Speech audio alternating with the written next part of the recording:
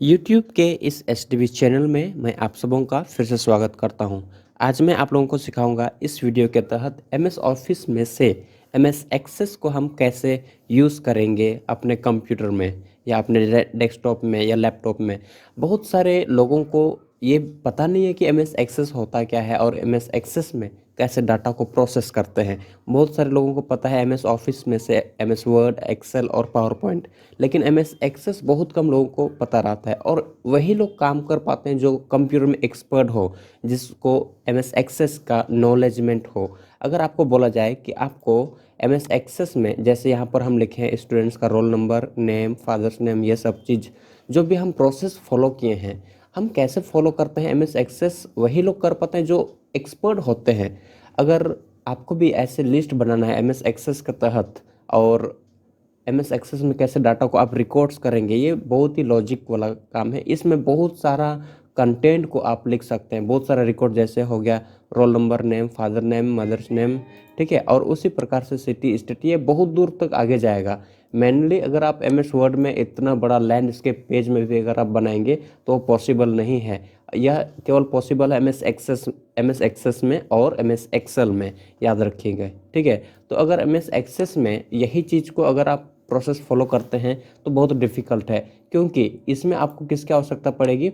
इसमें आपको पड़ेगी आवश्यकता फील्ड नेम और डाटा टाइप। बहुत सारे लोग फील्ड नेम और डाटा टाइप को सेट कर ही नहीं पाते हैं। जब उनको एमएस एक्सेस पता रहेगा तभी वो फील्ड नेम और डाटा टाइप को प्रोसेस फॉलो करेंगे, और तभी इसी के बाद वो क्या कर पाएंगे, ये डाटा को लिख पाएंगे। ये क्या मेथड से बहुत लंबा प्रोसेस भी नहीं है, छोटा सा ट्रिक्स है, बस आपको ये video step by step follow करना है।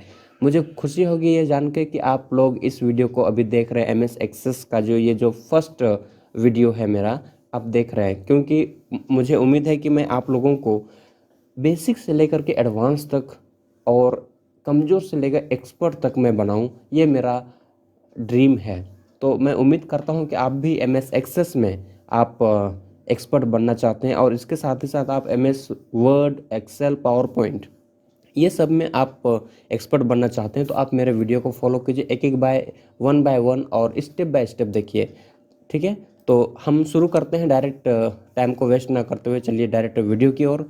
और मुझे आपसे एक रिक्वेस्ट है कि जब भी मैं वीडियो में जो भी प्रैक्टिकल में दिखाऊंगा, आप लोग क्या करेंगे, कॉपी और पेन लेकर के रखना स्टेप को लिखने के लिए, और मेरे बातों को आप लोग ध्यान से सुने, तभी आप कैच कर पाएंगे। नहीं तो फिर कैसे हम क्या क्या हम देख क्या क्या हम फॉलो करें प्रोसेस को, बस आप वीडियो देखेंगे और आप ये समझेंगे कि हाँ केवल काम हो रहा है, लेकिन आप सही से कर पाते हैं कि नहीं, ये चीज़ बहुत इंपॉर्टेंट है, ठीक है। तो चलिए डायरेक्ट हम चलते हैं वीडियो की ओर।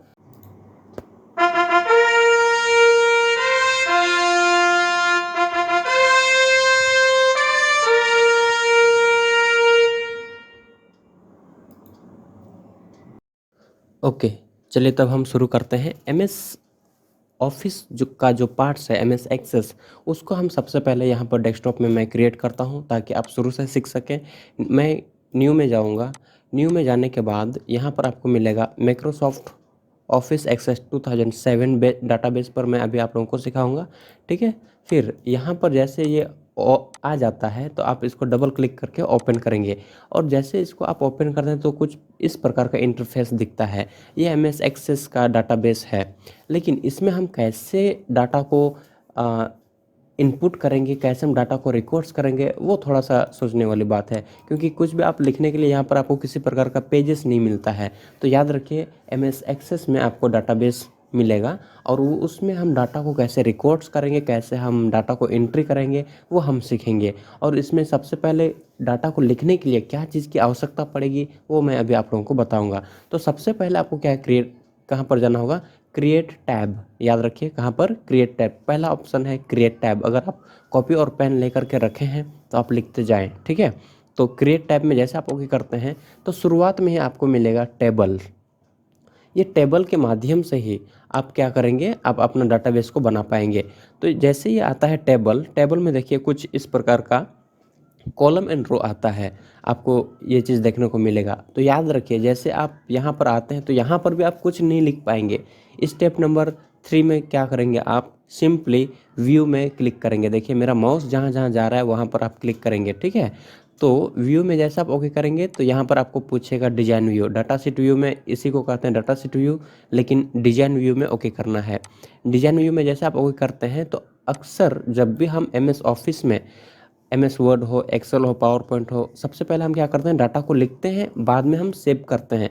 लेकिन एमएस एक्सेस में ये नहीं है। एमएस एक्सेस में सबसे पहले आपको पूछेगा कि इस डाटा को किस नाम से आप सेव रखना चाहते हैं। तो यहाँ पर हम लिखेंगे स्टूडेंट्स नेम लिस्ट, ठीक है। ये देखिए हो गया। तो जैसे ये मैं ओके करूँगा तो यहाँ पर देखिए आ गया है ऊपर में स्टूडेंट नेम लिस्ट, और इस प्रकार का कुछ इंटरफेस दिखेगा। तो एमएस एक्सेस में याद रखिए क्या है, फील्ड नेम और डाटा टाइप। आपको अभी हम बताएंगे फील्ड नेम से क्या होता है और डाटा टाइप क्या होता है, दोनों में कॉम्बिनेशन होना चाहिए, ठीक है। ओके, तो फील्ड नेम में वो ऑटोमेटिक आपको आईडी दे देगा, और इसको हम लोग प्राइमरी की कहते हैं। ये प्राइमरी की के बारे में मैं नेक्स्ट वीडियो में जिक्र करूँगा, ठीक है।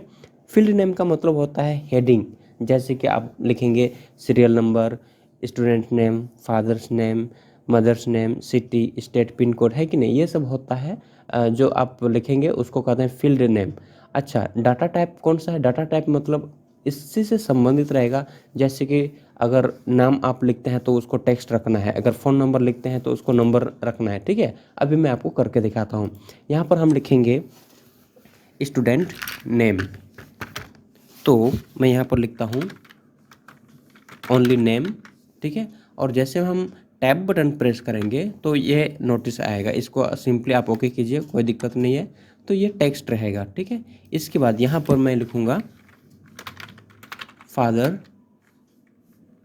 नेम, फिर इसको भी टेक्स्ट, फिर यहाँ पर मैं लिखूँगा सिटी, फिर टेक्स्ट, फिर स्टेट, फिर ये भी टेक्स्ट। अब पिन कोड अगर रखेंगे तो पिन कोड भी आप शॉर्ट टेक्स्ट में इसको रख सकते हैं। अगर बहुत बड़ा अमाउंट में अगर आपको कुछ टेक्स्ट टाइप नहीं करना है तो आप क्या अमाउंट नहीं, डिजिट्स, लेटर्स या नंबर्स अगर आपको टाइप नहीं करना है तो आप टेक्स्ट रख सकते हैं, ठीक है। इसके बाद ये सब हेडिंग्स जैसे आपका कंप्लीट होता है, आप सिंपली व्यू में ओके करेंगे और यहाँ से डाटा शीट व्यू, ठीक है।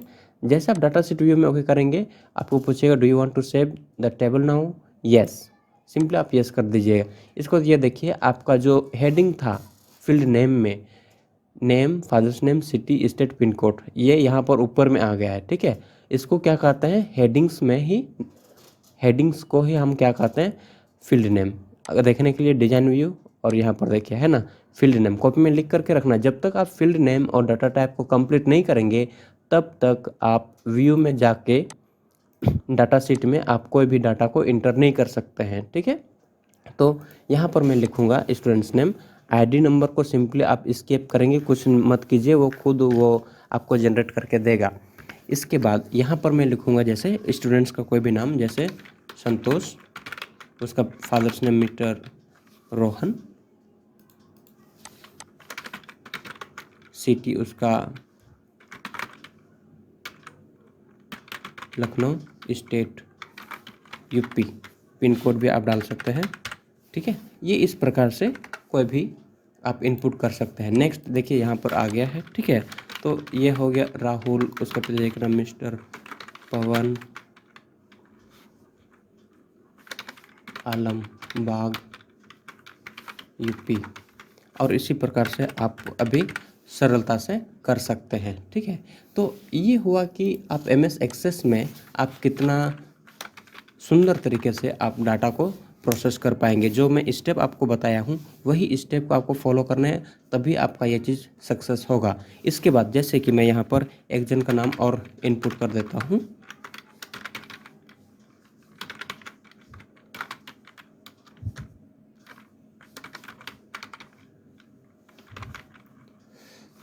इसका सिटी हम रखेंगे